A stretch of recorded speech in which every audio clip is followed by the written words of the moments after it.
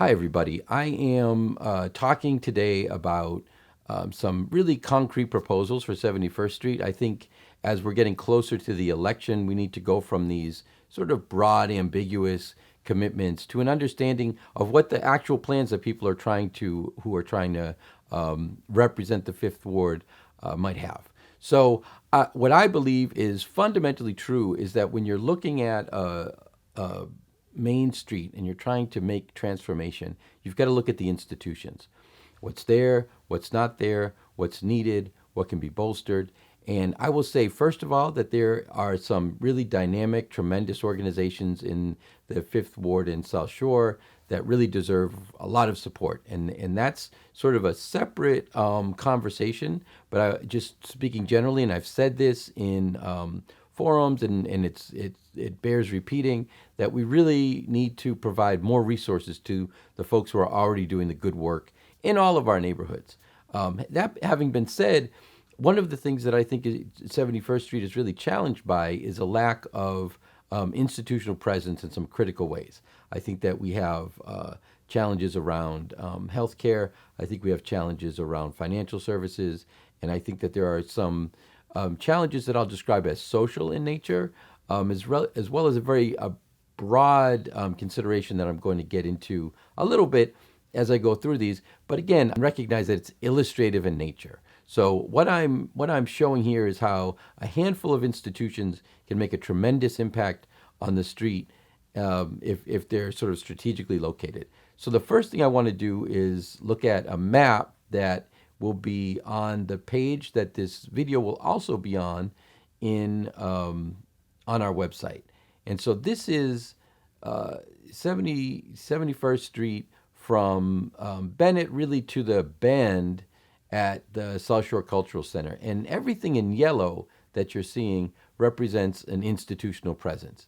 And I'm going to begin on the westernmost part of this, and I'm going to highlight a couple of institutions here, and then I'm going to move my way east. So the very first thing that we want to talk about is the ward office, and it is the case that, and I'm just obviously because I'm talking about this.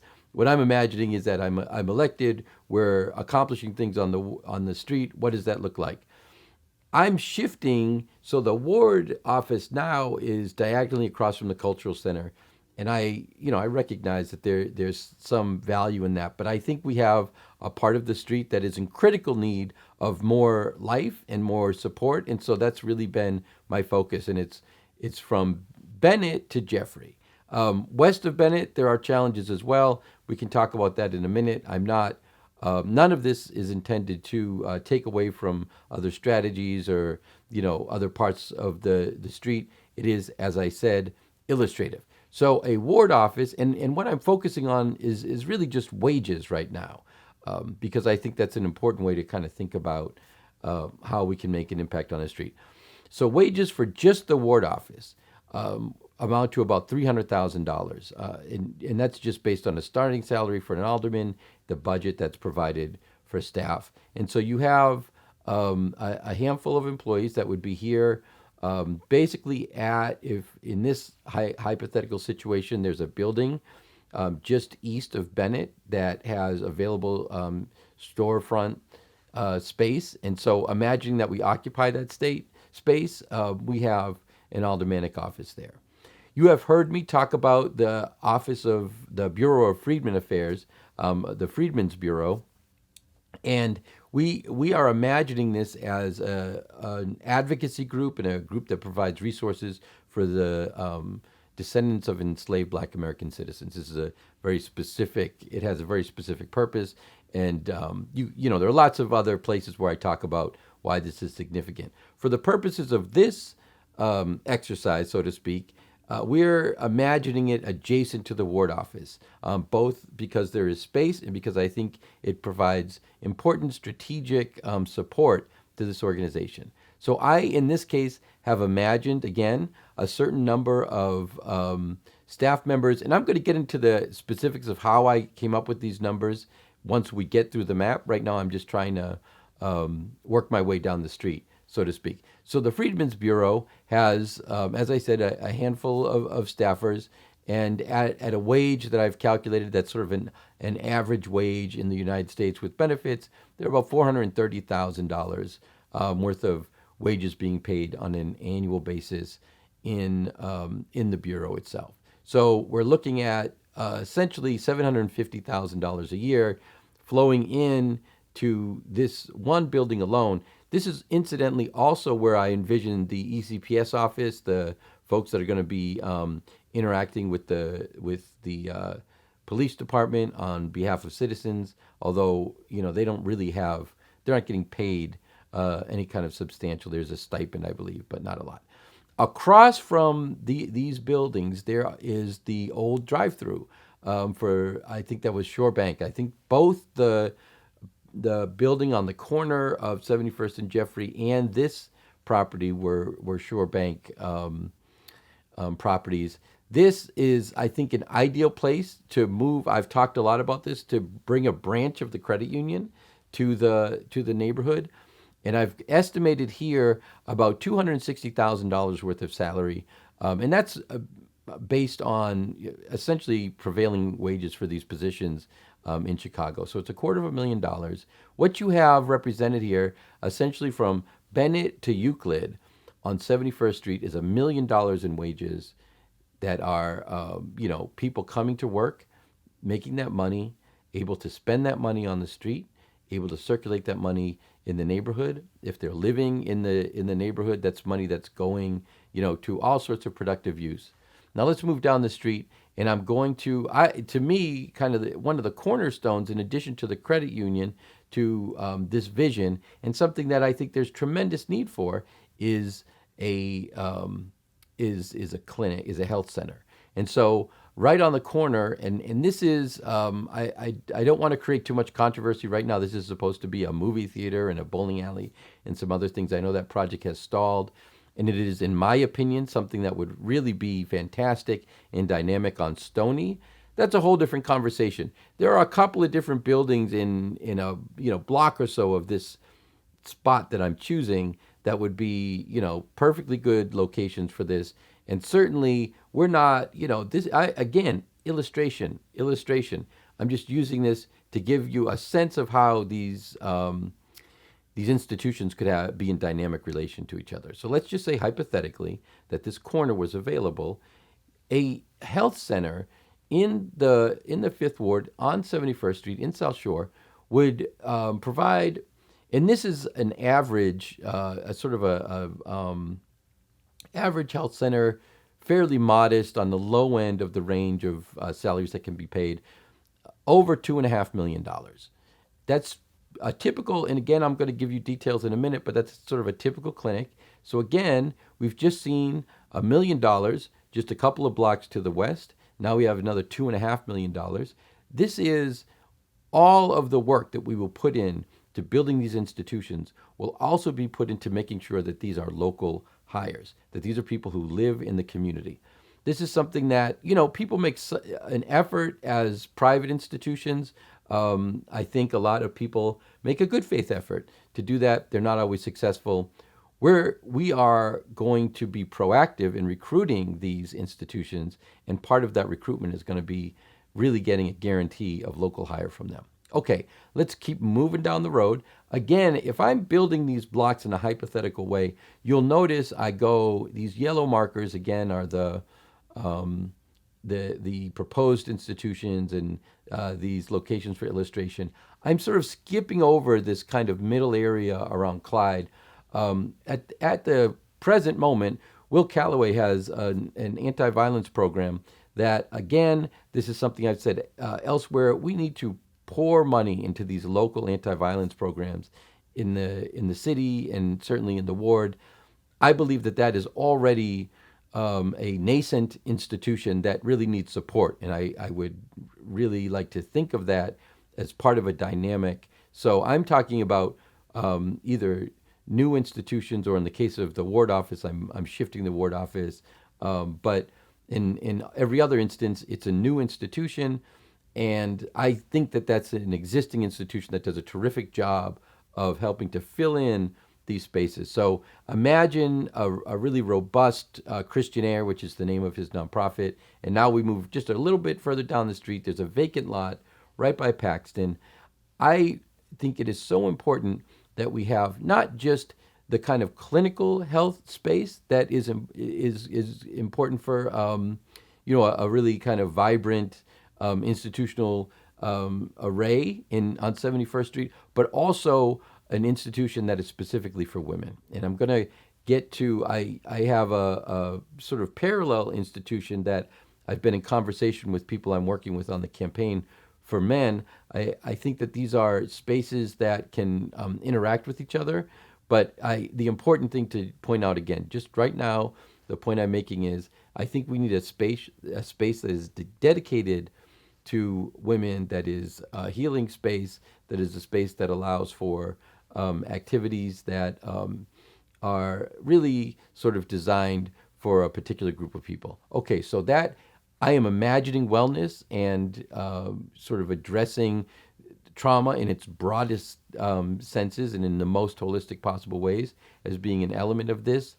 It could take all sorts of different shape. But all of this is how we start to envision a new 71st Street, is by being bold and presenting ideas, being open to them being shaped, but having some strong ideas. This, as I envision it, is something that would have almost $700,000 worth of salary, because I am including ideas that do kind of engage the idea of wellness, which can be anything from yoga to the creative arts, and so I imagine sort of a lot of staffing. So I've been a little more, I've spent a little more money over here than in the last institution, which is, I'm calling it the Freedman Social Club. And this is a space, and this is a conversation I've had with the reparationists that I work with, the Freedmen, the Black Americans that I'm working on the campaign with, where we agree that there needs to be space for men that is safe, that is not going to be a space that we need to worry about, public interaction, anybody can come in, but that there's a certain amount of protection. And we'd really love to see this also be a space for young men to be able to interact with older men and have a sort of a mentoring sort of relationship. In any case, this is a social club with a fairly modest staffing. I've estimated this at $250,000 for staff. So again, we've got about $1 million between the wellness center that's for women and the social club for men. So we're looking at, if you've got $1 million here, you go back to the middle of the map, in this health center has about 2.5, and there's $1 million over by the ward office, the Freedmen's Bureau, and the credit union. You see a pretty impactful aggregate. And in fact, when we start to look at the wages and the impact collectively, we see that this is the total impact. And so this is about $4.5 million going into 71st Street. People who are on 71st Street making that money, spending that money on the street. And you can think about, if we were able to stage these institutions, wherever they're going to end up. And I should mention, this is just the idea of something comes up, people are going there, they're making money. I'm not talking about build out. In the case of the wellness center, I identified a vacant lot. So it's a city-owned lot. But if we were to build on that lot, that's a whole nother level of local employment and more money coming in. This is simply so that we can begin to sort of, work on the kind of impact we could have if we started really aggressively thinking about 71st Street and things that could be done. And so just for the purposes of illustration, I have some details here. The net impact of that scenario I've just described is 64 jobs, and it's 4.5, almost $4.6 million. We have, 4 staff at the ward office. We have really a robust, the health center is the anchor and the driver of the positive impact on the street.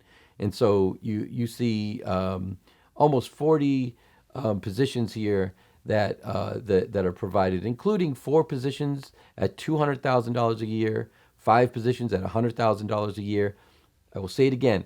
these will be local hires. That's our priority. We're building very intentionally. And that means these are jobs that people in the community can look forward to receiving.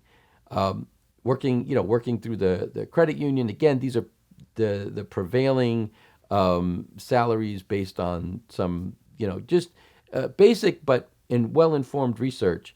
And so you can see that there are some opportunities. We're looking at a range of employment opportunities from more or less 35,000 a year to 200,000 a year, and 64 of those positions in that range.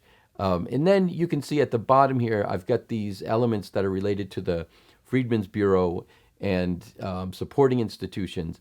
And what I've done is just drawn on the Bureau of Labor Statistics, taken the average prevailing wage and benefits, and imagined that each of these had a fairly modest staff. And what you end up with is altogether 16 jobs at $28.88 an hour plus benefits. And those are the amounts that you see here. Everything from $435,000 at the Freedmen's Bureau to $686,000 at the Wellness Center to $260,000 basically at the Social Club. All of this is going to be available on the website. The page that this video will be on will include the map itself, a PDF of the breakdown of the salaries. We've got to start this conversation. We have a little over a month to go before people are going to be deciding who should be the next alderman. I think one of the challenges we face in these, we've got 11 people running for this office. And so when you get to hear something from one of us, it's quick, it's, it tends to be kind of vague, and it tends to say what's out there works. And I'm going to be the first one to tell you, in my view, what's out there does not work. What's out there is actually designed to not provide opportunity for neighborhoods like South Shore. And so we have to have a different framework. We have to have a different approach. We have to be bold. We have to be, very specific in our vision. And you need someone with experience. So let me just quickly touch on a little bit of my background related to this, and why, I think that this is not an unrealistic kind of vision that I'm sharing with you. So the branch of the Southside Community Federal Credit Union is not a complete hypothesis. This is something that I've had conversations with Greg Brown about. It's something that we discussed when we organized and founded the credit union. We really want there to be branches all over the South Side. I believe that this anchoring branch in South Shore could really be something that then moves up to Woodlawn, moves up to Hyde Park. I would love to see it in other wards as well. But, it's critical that we're growing this financial cooperative, because it's one of the few places where everybody can have access to credit and have access to loans and really build a future in the ways that those things support that. As far as the health center is concerned, I can tell you for the last year, I've been working with Heartland Alliance Health. They're trying to expand their health center in Englewood, and they're very interested in continuing to grow their mission of being an important health resource to the south side of Chicago. It is my intent to aggressively court Heartland Alliance Health specifically.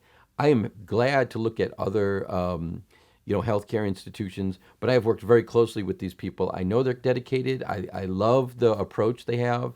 I love the staff at Englewood. I will resist trying to recruit those people, even though there are some amazing people over there, because we really do have to have folks from the neighborhood providing healthcare services to the neighborhood. I think that's so extremely important.